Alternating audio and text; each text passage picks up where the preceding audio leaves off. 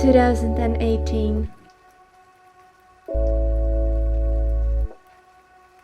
You made me see the world, love new souls, but most importantly, grow.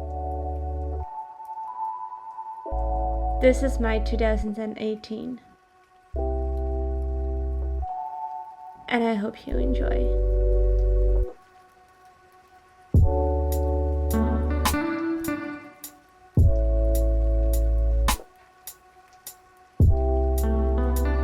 2018 started with me leaving Washington, D.C. and heading back to my home country, the Netherlands. My coming home was definitely bittersweet. I was excited to see my friends, but I also realized how much I've changed. It's a peculiar feeling, knowing that a place that you once called home doesn't feel like home anymore. After my trip to the Netherlands, it was time to go back to Washington, D.C.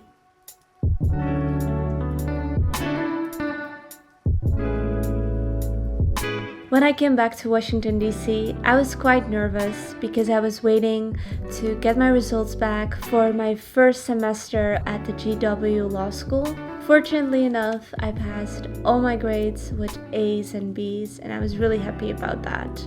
Of course, I had to celebrate that with my law school friends, and I also made sure I did some cool shooting projects before my second semester started.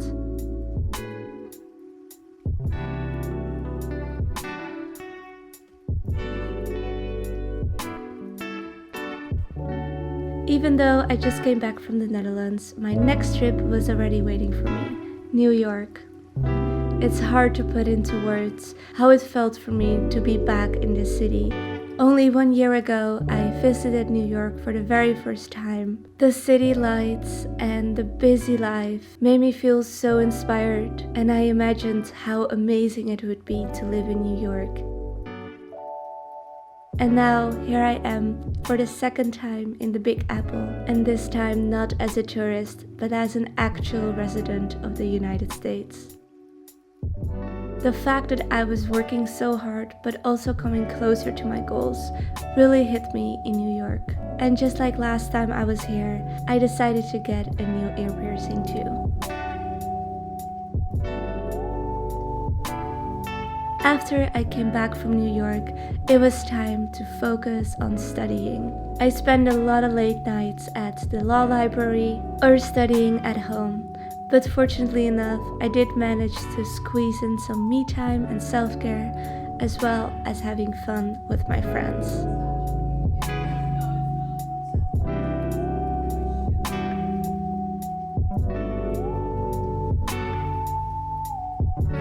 In March, I experienced one of the hardest times of the year. Even though spring was right around the corner, I received some difficult news from my family and I had to get back to the Netherlands right away.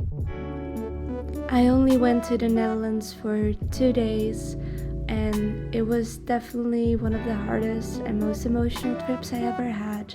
But fortunately enough, I'd had a 2-hour layover in Iceland, so I could have a sneak peek of Iceland's beauty from above.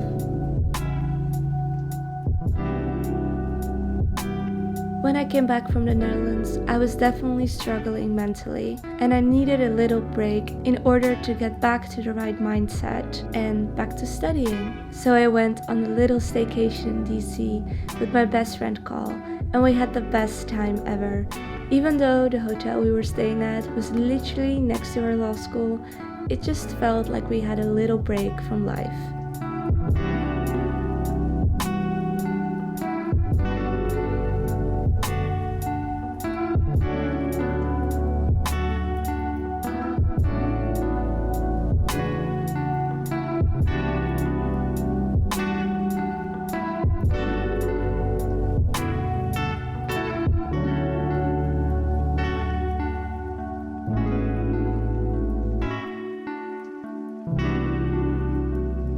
After my staycation, it was time to get back to work. I was at the law library pretty much 24/7, but I didn't have to do it by myself. My friends always kept me company. In between studying, I tried to squeeze in some time to work out and to shoot content for my blog, YouTube channel, and other social media. When April came around the corner, I only had 1 month left of law school. This meant that I had to figure out what I wanted to do with my life. I initially came to the US to study here for 5 months as an exchange student.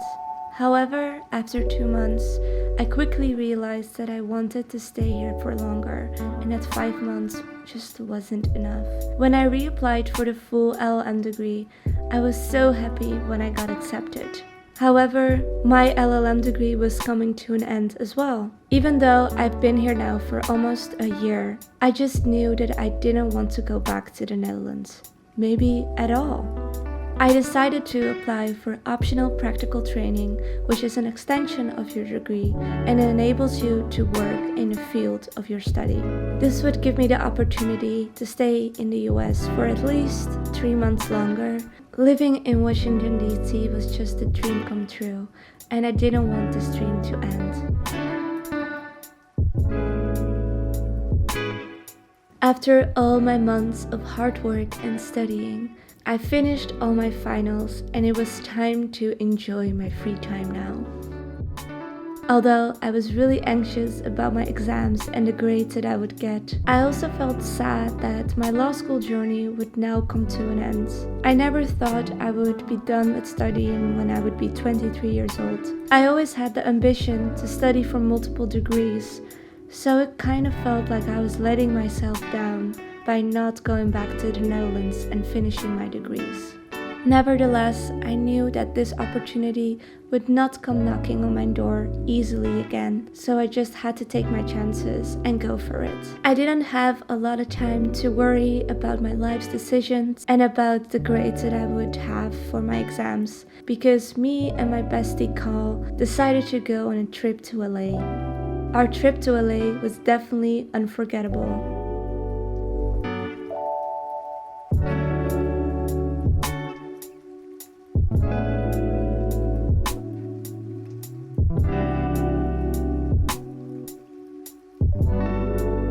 I was so happy that I could cherish these moments with Carl before she would go back to Thailand.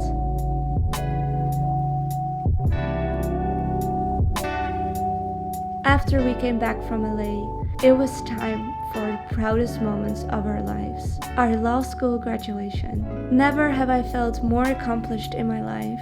I definitely felt like the real life Legally Blonde.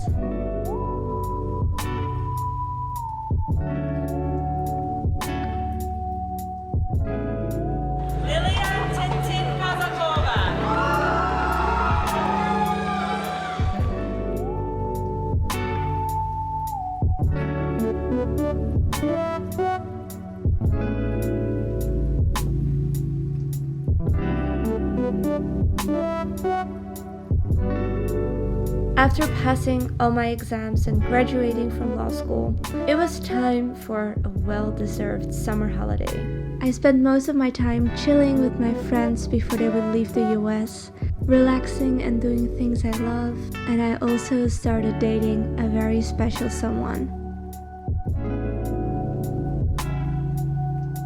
While the month June was rather relaxing, July was the complete opposite.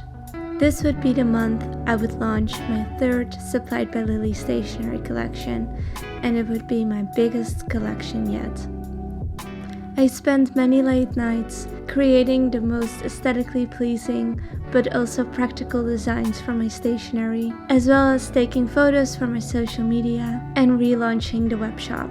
But after many all-nighters, my third collection was ready to launch. I was so nervous that people wouldn't love this collection as much. I was completely wrong, because I've never received so much positive feedback from you guys as I did for this collection. July was really eventful, but I didn't have time to take a breather because I had to pack to go back to the Netherlands.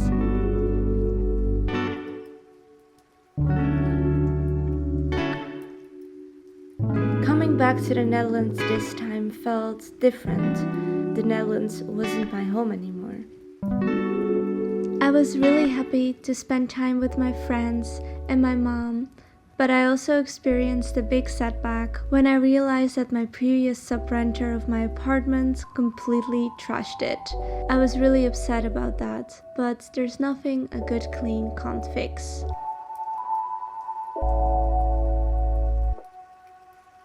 After spending time with all my friends, I had to get back to work because I had to ship more than 400 supplied by Lily Stationery pre-orders.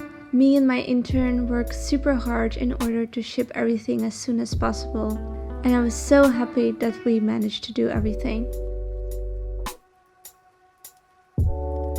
After that, I had to pack my bags again immediately because I was going on a trip together with my best friend Oki to Athens, Greece. Athens is my favorite city in the world, and it felt so good to be back. We had a great time enjoying the Greek food, admiring the beauty of the Acropolis and Erechtheion, and having some fun party nights.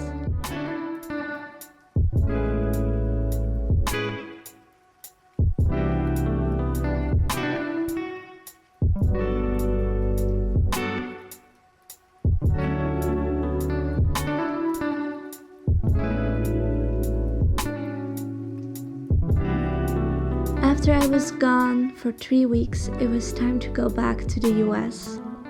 I was really happy to be back, especially because I was missing a special someone quite a bit. Me and that very special someone decided to go on a trip together to New York. It felt very special being back in New York, the city where it all started for me. This time not by myself, but with the person that I can now call my boyfriend. We had a great time together, and as always, I had to continue the tradition by getting a new ear piercing.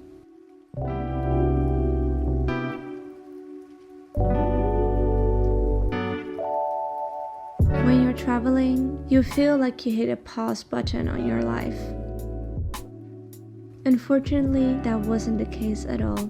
Especially considering the fact that my time was slipping away for my visa application. Now that my optional practical training was almost over, and I decided not to pursue a career in the legal field, I had to spend every moment of my day on this other plan I had in mind, starting my own business in the US. Although I already opened my LLC back in June, there was still so much paperwork I wasn't aware of that I needed to complete before I could file my visa. And my deadline for my visa application was coming very soon.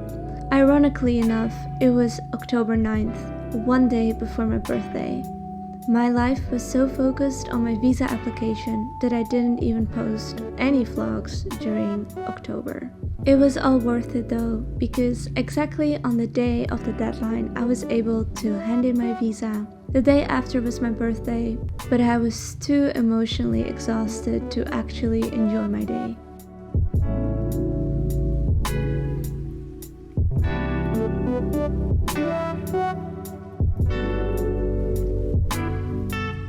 After I filed my visa application, I entered a very strange period of my life.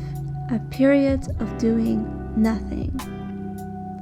At this point, the only thing that I could do was wait for my visa approval. It gave me a very unsettling feeling, knowing that I didn't know. I didn't know what my chances would be for my visa approval. I didn't know when exactly I would hear if my visa was approved or not. And I didn't know what I would do if I didn't get my visa. To keep my mind on things, I decided I needed to get back to nature. Being in nature is extremely powerful and healing for your mind. I had a great day with my boyfriend going to Shenandoah National Park, and it was exactly what I needed.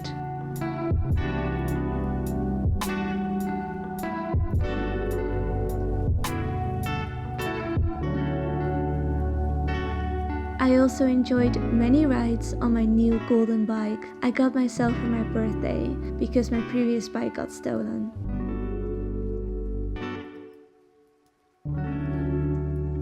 And last but not least, I met a lot of new amazing people, which I'm very thankful for.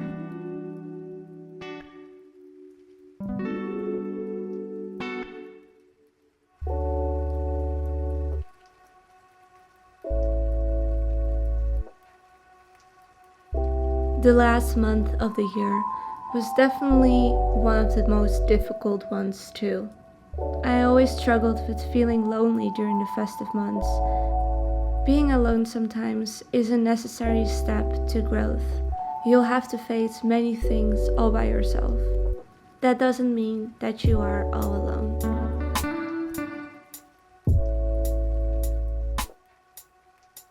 In December, I had my very first Supplied by Lily pop-up shop in DC, and I was so overwhelmed with all my lovely followers and friends.